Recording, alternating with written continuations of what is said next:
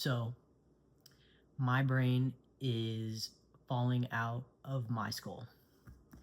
Literally, it is happening slowly. It has been happening for an unknown amount of time. It is unknown if this was going on my whole life, or if it's something that existed but developed more recently, or if it was triggered by something because the condition is under-researched.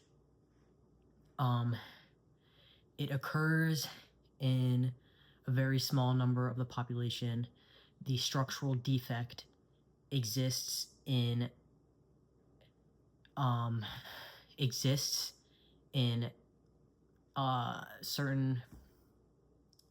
structural defect exists in part of the population, but most people do not develop the brain falling out of the skull issue that I have.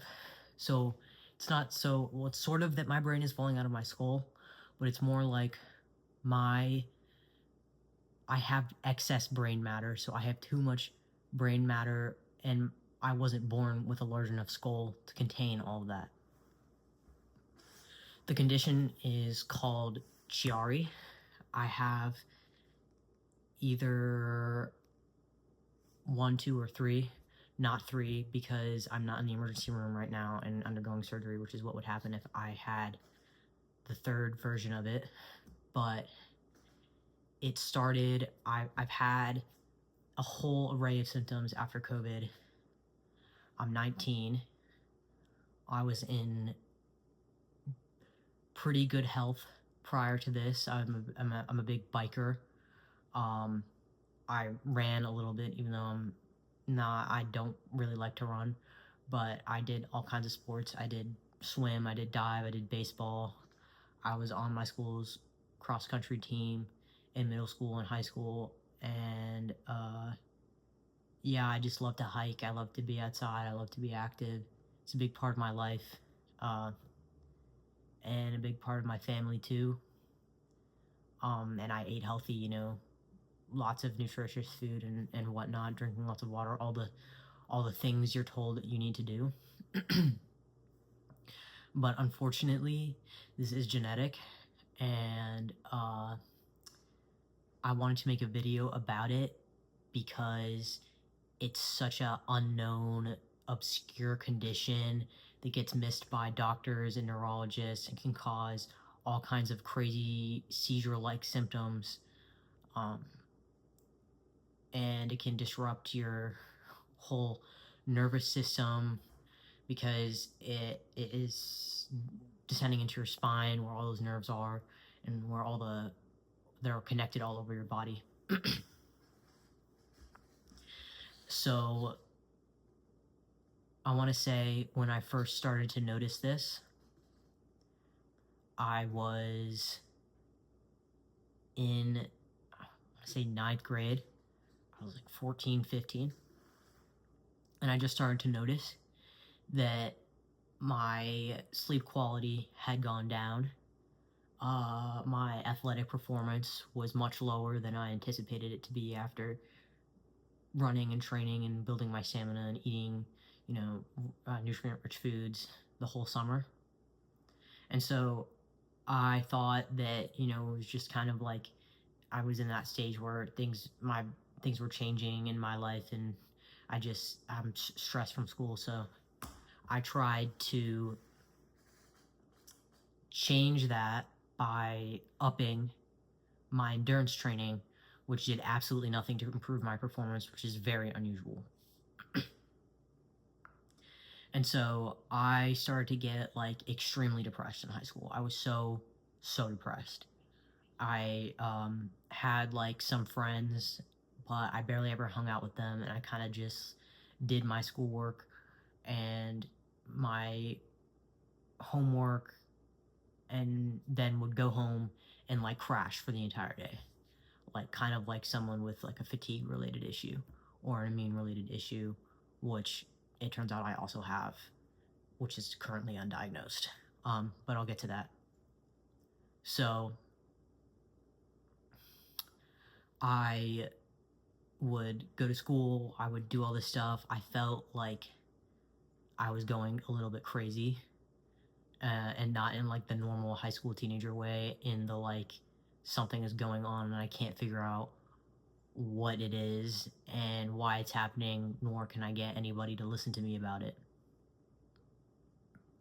And so it's like, it felt very unusual to be in this like state of extremely poor health while like my blood pressure and my heart rate, well, my heart rate sits on the higher end, but everything about that was normal, like normal labs, normal blood pressure, normal heart rate, allegedly like normal like neurological functioning, as far as I don't have epilepsy or other neurological diseases that would be immediately obvious upon doing one of those examinations.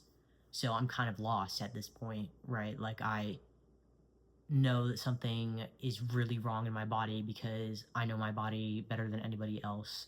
Nobody else can feel what I feel. No one else can be in my body. But the way our medical system works is, if it looks good on paper, there's no need for further examination, right? So it's like all the basic stuff looks okay. That doesn't mean anything, really.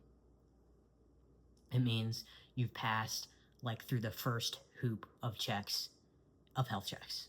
Like, for people like me, that's not, it doesn't mean anything. It means that you're not at risk of dying or something, but like, there's nothing like so immediately profound that you would need to go to the hospital. So for a large portion of the population, right, like, these medical readings are significant and important. For most people, things will show up on a lab. If you have low B12, if you have low vitamin D, if you have an issue with your thyroid, if you have an issue with your kidney, it will show up on labs, and you can get like treatment streamlined. Since I'm living in the US, you have to have insurance and a job, unfortunately, because we don't believe in giving people affordable healthcare here. But basically, you can get treatment, right? Like you can get it checked out. But that was not my case. So prior to COVID, I was about like, I was pretty, average, average kid, like video games and friends, and I don't know, biking, and like to read. I still love to read.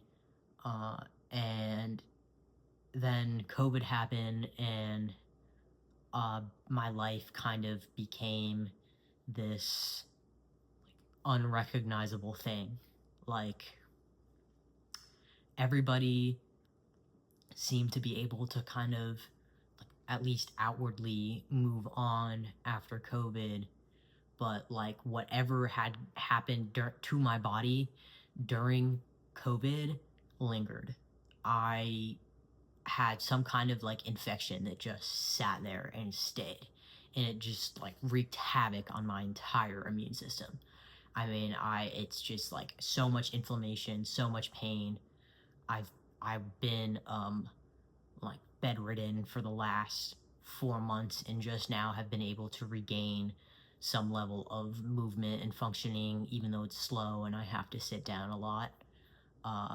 But any progress is better than no progress. And I've just been going to all these doctors and trying to figure out what I can do to put my brain back into my skull, and what to do to stop and rid myself of the infection that is whatever infection, whether it's Bartonella or long COVID related. It's kind of like, there's not a clear answer to that, because our science is just not there yet. And I'm also part of a demographic that just often gets their healthcare needs neglected. So It's crazy. Um, it's crazy. The image, like, it looks like it's strange. Like, you look at a normal brain, and people have variances in how their brain works and is structured, like within like a normal degree most of the time. But like looking at it, you can see like the part of my brain at the base of my skull, which I don't uh, remember the name of, is descending into my spine. It was stayed there possibly throughout my whole life, and then just something happened, like an infection or some extremely stressful life events, and it just decided to go down. Um, so I might be getting brain surgery to decompress it, since my symptoms have gotten so debilitating. Um, but yeah, I'm gonna be making more videos and updates, possibly doing a surgery vlog talking about this condition more. But it's pretty crazy to me that my genetic variation, despite like having mostly healthy, as compared to some children who have like very serious health issues early on in their life, that this could occur without me knowing, and without a doctor telling me that it showed up on my MRI even after I got the ER scan in the ER.